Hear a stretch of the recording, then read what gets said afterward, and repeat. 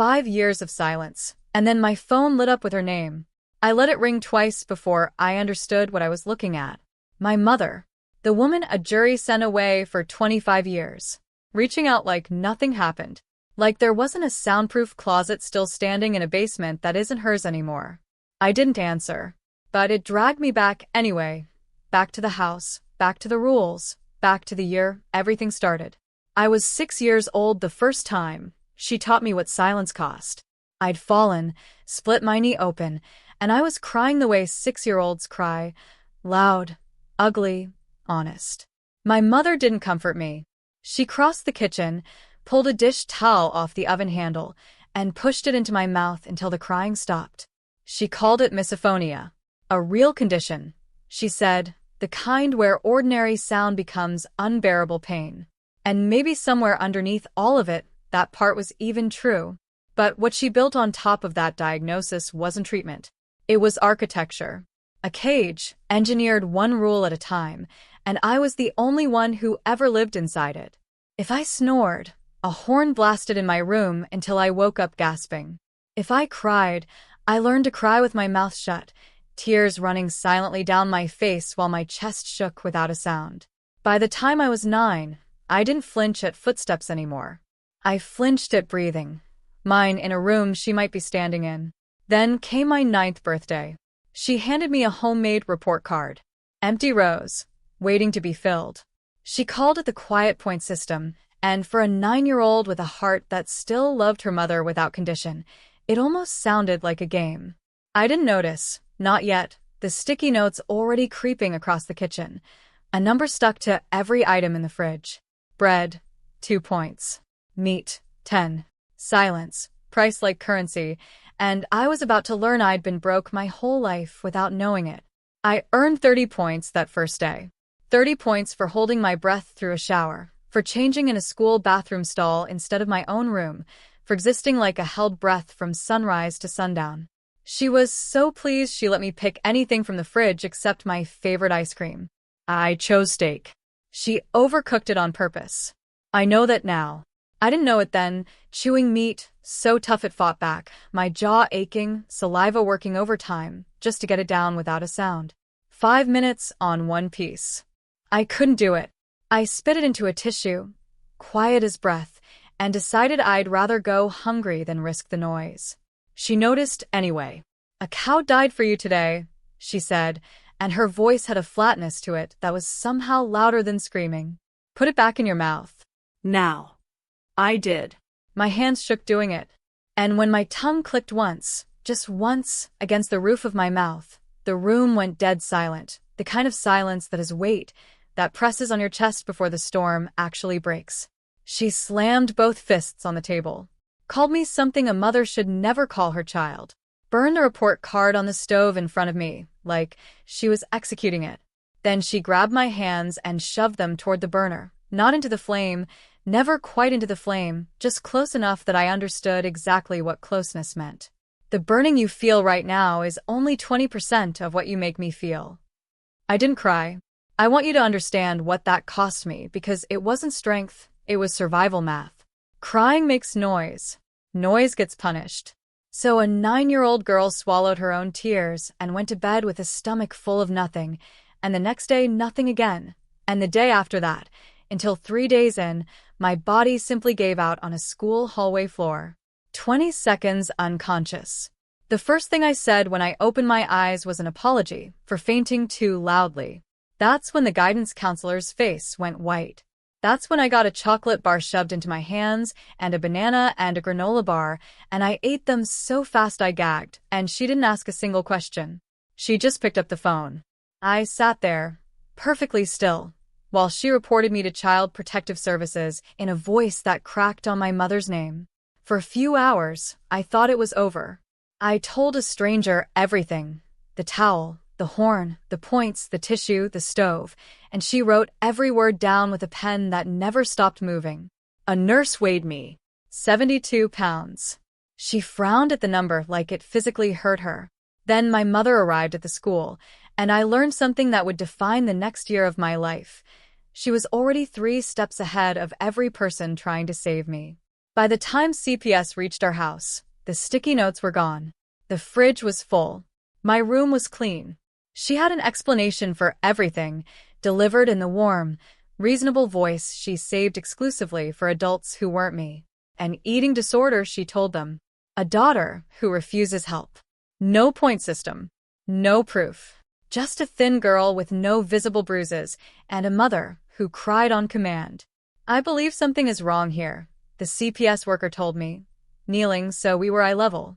But legally, without evidence, I can't remove you yet. She handed me a business card like it was a lifeline. It felt more like a joke. The car ride home was silent in a way that had nothing to do with rules. It was the silence before a storm finally lands. You've made things very difficult, my mother said, pulling into the driveway. But don't worry. I have a solution. I didn't know yet that solution meant headphones. I didn't know it meant a white noise machine loud enough to erase her footsteps, her voice, her presence, everything except the fact of her. I only knew that whatever waited for me inside that house was worse than anything that had come before. She opened the front door. I followed her in. The silence that swallowed me next wasn't punishment anymore. It was a plan. The headphones went on before I even took my shoes off. White noise rushed into my skull like the ocean had been poured directly into my ears. Endless, flat, and total. She called it a doctor's order. There was no doctor. There was only a fabricated note, printed on stolen letterhead, and a woman who had just learned that if CPS couldn't see the abuse, they couldn't stop it either. So she made it invisible. She made it medical. Doctor's orders for your sensory processing disorder, she said, tapping the paper like it was scripture. Take them off without permission, and that's medical noncompliance. That would look very bad for your little CPS friends. I wore them at every hour I was home, except meals, the one window where she'd tap my shoulder, slide them off, and let me hear the world again just long enough to eat in silence across from her. Even in bed, they stayed on. I lay rigid in the dark, unable to hear if she was standing in the doorway, unable to hear my own heartbeat, unable to tell if the shape at the edge of the room was real or exhaustion playing tricks. That not knowing became its own kind of torture, worse, almost, than the noise itself. School became the only place I could hear my own thoughts. And for one single class period, that mattered more than anything.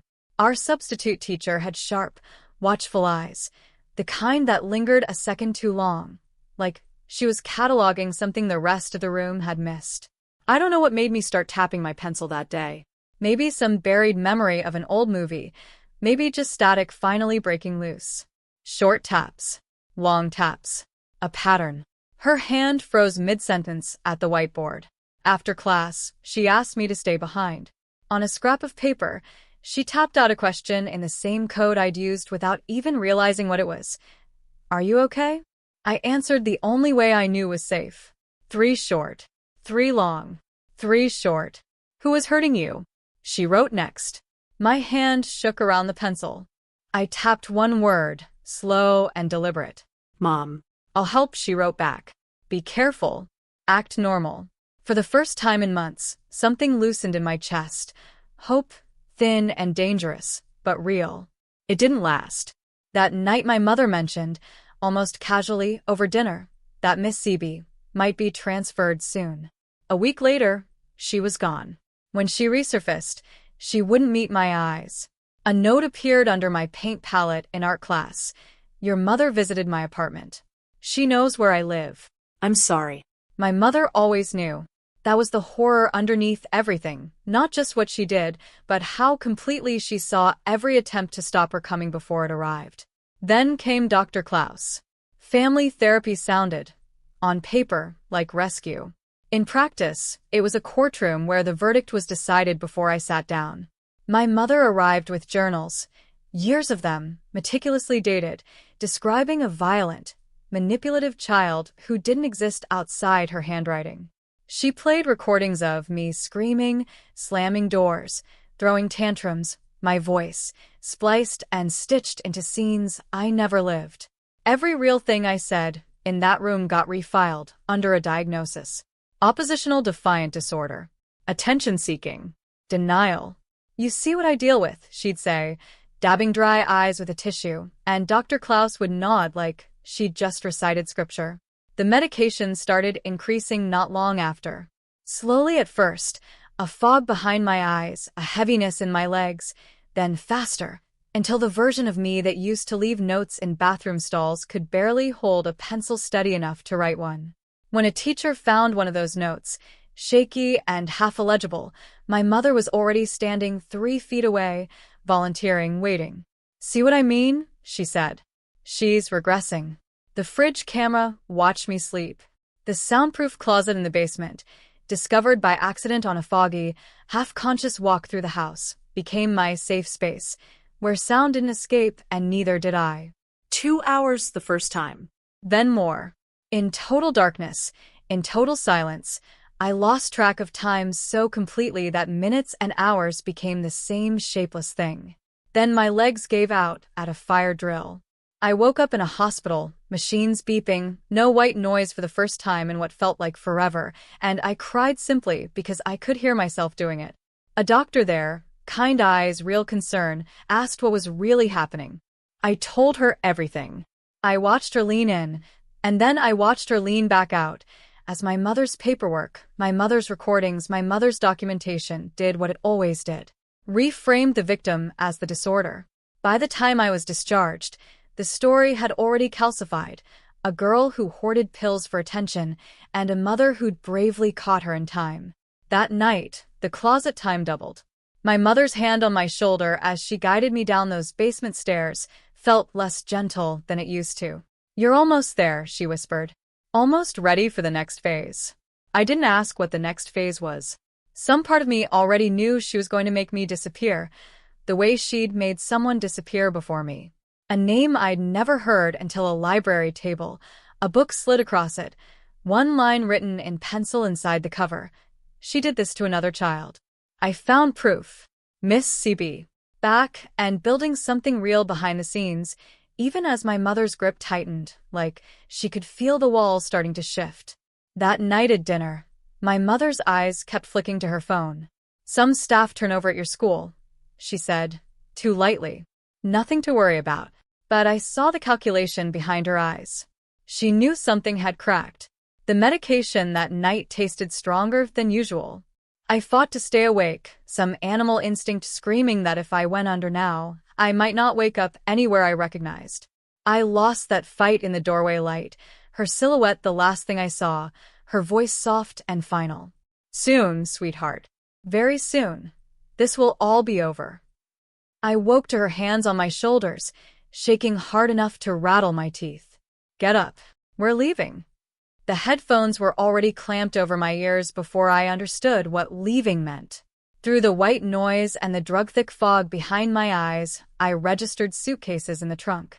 Our house sliding backward through the rear windshield, smaller and smaller, until it disappeared. At a red light, she yanked the headphones off just long enough to give me my instructions. "When we get there, you say nothing. You're sick. You need help. That's all anyone needs to know." "Where are we going?" My words came out slurred, barely mine. "Somewhere they understand difficult children." Dawn broke over a building with high walls that looked more like a prison than anywhere meant to help a child. A woman in scrubs was already waiting at the entrance, like they'd been expecting us for a while. "Mrs. Chun," Dr. Klaus called ahead. Papers were signed over my head. Money changed hands. My mother knelt in front of me one last time, her face arranged into something that almost passed for love. "Be good. Do what they tell you. This is for your own good." Then she walked away, got in the car, drove off without looking back. The doors locked behind me with a sound I felt in my teeth. "Welcome to Peaceful Meadows," the nurse said. "I'm Nurse Ratchet. Let's get you settled." It wasn't a treatment center. It was a warehouse for children someone wanted gone. Small white rooms, beds bolted to the floor, blinking red cameras in every corner, kids shuffling through hallways with the same hollowed-out stare. I was starting to wear myself. Medication 4 times a day. No talking during quiet hours. Break a rule, and there was a reflection room waiting, and nobody explained what that meant, and nobody needed to. I lost track of the days almost immediately. No windows. No clocks. Just the same gray loop, over and over, until even hope started to feel like something I used to have. Then, during a lunch shift, everything shifted. Police cars in the parking lot. Staff huddled by the doors, whispering. My heart lifted. And then the cars left without ever coming inside. Whatever had happened, it wasn't for me. Not yet. That night, through the wall, I heard two staff members arguing in hushed voices. They're asking questions about the Chin girl. Her mother has all the paperwork, legal commitment signed by a licensed psychiatrist. Even here, her lies were load-bearing. Days later, a new nurse appeared during medication rounds, younger, careful, with eyes that actually looked at the kids instead of past them. When she reached my cup of pills, her hand trembled just slightly as something else pressed into my palm along with it. A folded note. I swallowed the pills, tucked the paper into my sleeve, and read it alone in my room with shaking hands. Miss CB's handwriting. We know where you are. Hold on. I ate the note. Didn't trust anywhere in that building to hide it. But for the first time in weeks, I felt something other than numb. 3 days later, the building erupted. Sirens. Running footsteps. Someone pounding on the front entrance, demanding entry. My door flew open, and the nurse from before grabbed my hand. We have to go now. Papers were being shredded around us. Staff scattered in every direction. She led me through a side exit I'd never known existed, out into a loading dock where an unmarked van idled. Mrs. Henderson behind the wheel, jaw tight, eyes fierce. Get in. As we pulled away, I watched police officers pour into the building behind us. Staff being let out in handcuffs. Kids being helped gently into ambulances. Miss CB found records, Mrs. Henderson said, hands steady on the wheel even as her voice shook. Your mother had done this before. A boy named Marcus, 5 years ago, supposedly went to live with relatives. She tracked him down 3 years in that place before he aged out. Your mother was arrested this morning, she added. They found the closet, the doctored recordings. Everything. Dr. Klaus, too. Turns out he'd been taking bribes to commit kids whose parents wanted them gone. I don't remember most of that drive. I remember sunlight on my face and thinking it was the strangest, most ordinary miracle I'd ever felt. The trial that followed unearthed the full architecture of what she'd built. Years of fabricated documentation, every teacher, doctor, and social worker she'd carefully maneuvered around, every real cry for help she'd repackaged as a symptom. Even the prosecutors seemed stunned by how thorough it was. She was convicted on every charge. 25 years. Dr. Klaus got 30. I testified at her sentencing. I made sure my voice carried to the back of that courtroom. The point system, the tissue, the stove, the closet, all of it said clearly, loudly, without apology. When she tried to speak, to spin one final story, the judge simply said, I've heard enough. They led her away. I didn't flinch. I didn't go quiet. I went to live with my aunt, my mother's sister, who had been searching for me the entire time I was gone. She was loud where my mother had been silence weaponized. She encouraged me to laugh too hard, hum off-key, exist without flinching. It took a long time. I still catch myself walking on soft feet sometimes, still reach for headphones that aren't there. But I joined choir. I learned Morse code for fun instead of survival, tapping out jokes during boring assemblies instead of pleas for help. A year later, I got a letter from Marcus, the boy who came before me, the reason Miss CB started digging in the first place.